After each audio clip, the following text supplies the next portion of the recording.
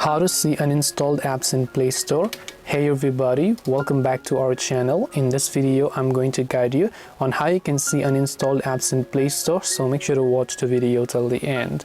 In order to basically see the uninstalled apps on your Play Store, all you have to do is open up your Play Store, tap your profile icon from the top right hand side, then simply go to the option called Manage Apps and Devices.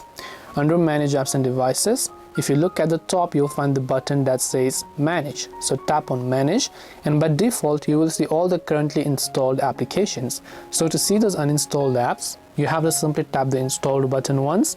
Then from the bottom you'll find Not Installed, so just tap on it, and when you go to the Not Installed tab, you will see a list of applications that were previously uninstalled on your device. So these are the list of applications that were maybe installed on your Google account, and now you might have deleted them, so it's basically showing up over here. So I hope this video helped you as to how you can see uninstalled apps on Play Store. If you have any questions, feel free to leave them down. Thank you for watching, and see you in the next video.